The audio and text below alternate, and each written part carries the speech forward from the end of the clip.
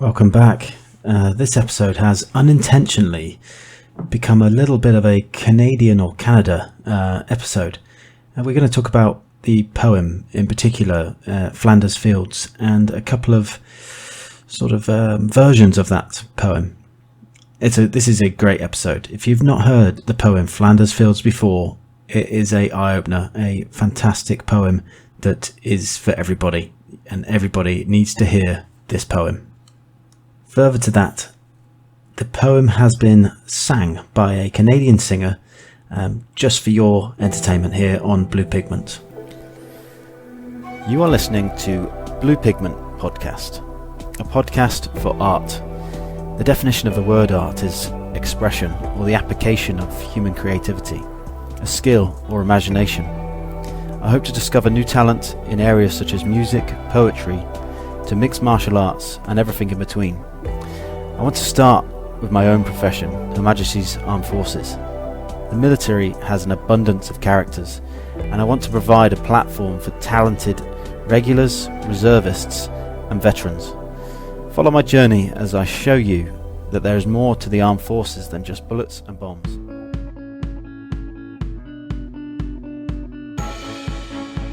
Hello everyone, it's Ash from Blue Pigment. I am doing a competition to win a TD Best microphone. It's a USB plug-and-go model TD021. If you would like to be in with a chance to win this microphone, go to patreon.com, search Blue Pigment. If you become a patron of the show, the first 20 members will be entered into the competition. Some other features that this microphone has are no delay in recording, sound chipset, broad capacity, USB plug and go, noise reduction, and cardio pickup. I'm not sure what cardio pickup is, but it says it on the box. Now, to buy this microphone yourself would be close to £30 with postage and packaging, maybe even more than £30. It is highly regarded on Amazon and by myself.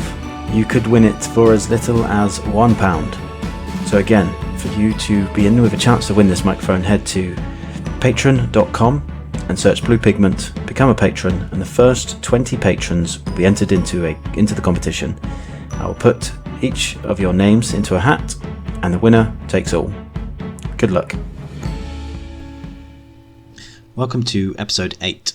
Some of my more popular episodes have been the episodes that talk about remembrance, or that feature remembrance entirely. So this episode I want to recover a bit more about remembrance, and in particular a poem called In Flanders Fields. Now, I have an audio file from the Royal British Legion to help explain the history behind In Flanders Fields. If you would like to see the complete video that accompanies this audio file, you will be able to find the link in the description box below. Early in the First World War, soldiers were quick to notice that blankets of red poppies were the first signs of life to appear on the devastated battlefields of the Western Front. Burying a close friend and comrade who had been killed on May 2nd, 1915, a Canadian doctor, Lieutenant Colonel John McCrae, noticed how the bright flowers were pushing through the newly dug graves. Perched in the back of the field ambulance, he contemplated the scene and, in a creative outburst of just 20 minutes, penned one of the most famous poems of all time. In Flanders Fields the poppies blow, between the crosses row on row, that mark our place, and in the sky the larks, still bravely singing, fly, scarce heard amid the guns below. We are the dead. Short days ago, McCrae didn't like his poem at first. He crumpled the paper it was written on and threw it away. But his fellow soldiers admired it and encouraged him to submit it for publication. Having been rejected by the Spectator magazine, it was first published in Punch magazine on December 8, 1915. The poem inspired the use of silk poppies as a symbol of remembrance, championed by two women, an American academic, Moyna Michael, and Anna Guerin of France. They encouraged the newly formed British Legion to buy 9 million silk poppies for what would become the first poppy appeal in 1921. This raised today's equivalent of £30 million towards the welfare of veterans and the care of their families. 100 years later, the poppy appeal still raises funds for this purpose. The poppy remains a symbol of remembrance and hope, and In Flanders Fields is one of the best-loved and well-known poems in the English language. McCrae himself died of pneumonia towards the end of the war. His body remains in France, but his poem lives on. I couldn't have said it better myself without actually just copying what she's just said there. So thank you to the British Legion for the use of that clip. Next I'm going to go on to a clip that was produced and made for the Vimy Foundation. I'll come on to the Vimy Foundation a bit more later on, but again, if you want to see the full video that accompanies this clip, head over to my descriptions, and in there you'll see the link to the video that accompanies this. It's a really, really good video mixing a bit of history with modern society, so go check it out. Here is the poem written by Lieutenant Colonel John McCrae, and it's called In Flanders Fields.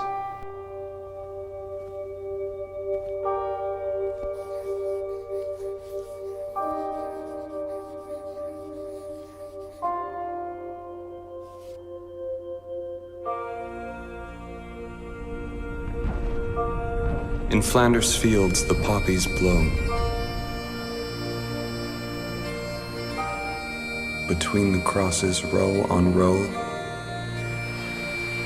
that mark our place. And in the sky, the larks still bravely singing fly, scarce heard amid the guns below. We are the dead. Short days ago we lived, felt dawn, saw sunset glow, loved and were loved. And now we lie in Flanders Fields. Take up our quarrel with the foe. To you, from failing hands we throw the torch. Be yours to hold it high, if ye break faith with us who die.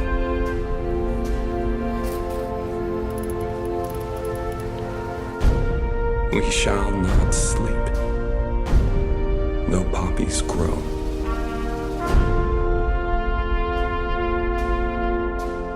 In Flanders Fields.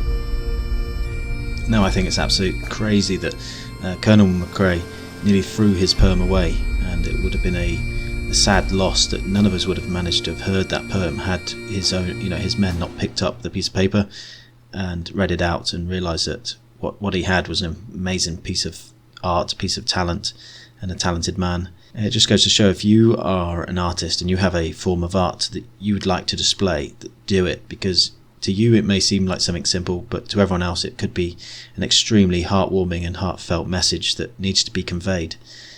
So head over to bluepigment.co.uk, talk to me, sign up, get on the messenger, and let's get you on the show. Now that poem, In Flanders Fields, there are many different versions that you can find on the internet. There are people singing it, there are different nationalities of soldiers reading it out, and there are a lot of moving videos that can accompany each and every person's view of that poem and how they convey it. One of the people that I noticed that conveys that poem quite well in a song is a lady named Trina Fraser. She has her own YouTube channel called Trina Fraser Music, so if you get a chance, please go and check that out. She does some amazing songs, and as that is a Canadian soldier's poem, it is only fitting that it's a Canadian lady that's now going to sing that song for us, and that's her take on the poem, and I think you're really going to enjoy this. Without further delay, here is Trina Fraser singing In Flanders Fields.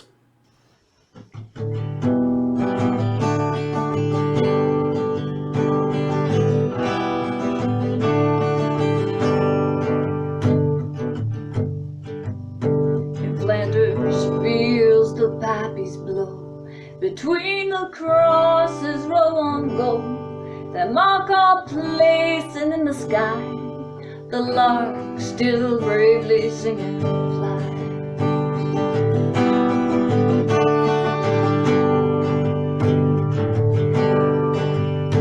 Scarce heard amid the guns below. We are the dead, short days ago. We lived, felt, dawn, saw sunset glow. Loved and were loved, and now we lie in Flanders Fields where the poppies grow. In Flanders Fields the poppies blow. Between the crosses, row on row, the mark our place, and in the sky the lark still bravely singing fly.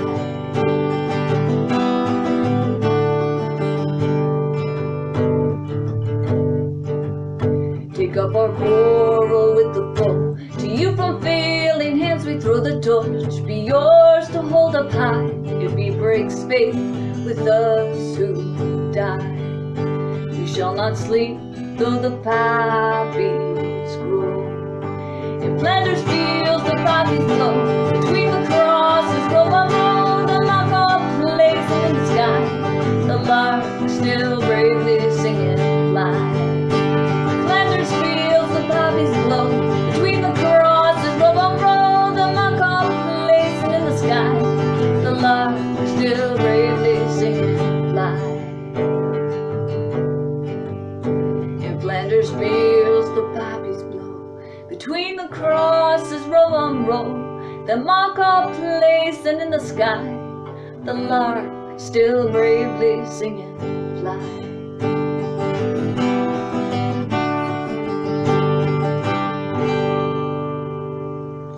Trina, that was absolutely amazing. Thank you so much for sharing that with all of us. I appreciate it so much, and it was great to have a Canadian on board to recite the Canadian officer's poem. So thank you very much again.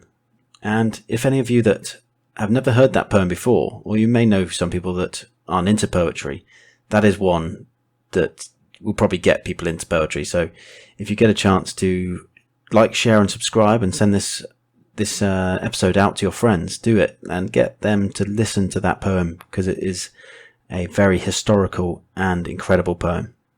And on top of that, it's a poem that we should never forget, and we should always keep remembrance in the forefront of our minds so that we don't repeat history. So there are a number of thank yous or advertisements that I'd like to give at the end of this episode. The first one is the Royal British Legion. They help Royal Navy, British Army, Royal Air Force, veterans and their families through difficult times, whether that be physical, mental or financial struggles. The next organisation is the Vimy Foundation. They are a leading voice for the First World War for Canadians.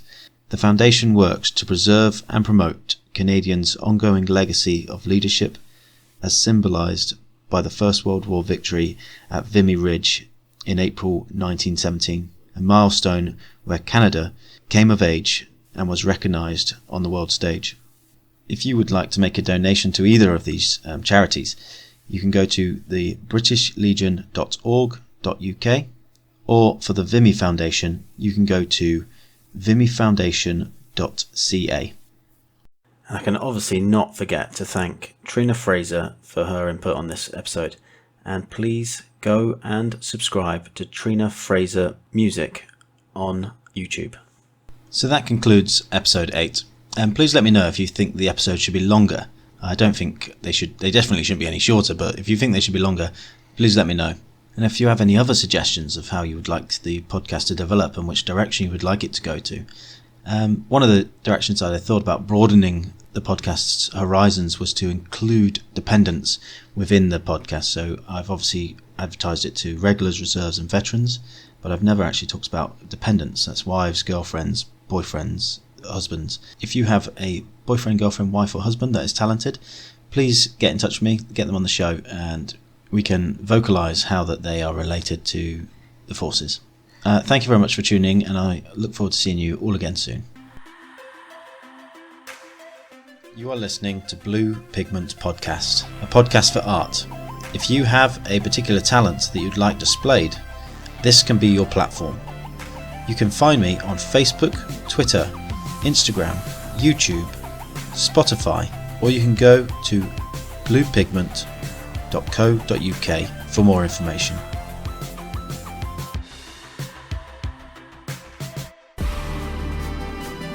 The opinions expressed on this podcast are solely of my own or the guests, and do not express the views or opinions of anyone else or Ministry of Defence.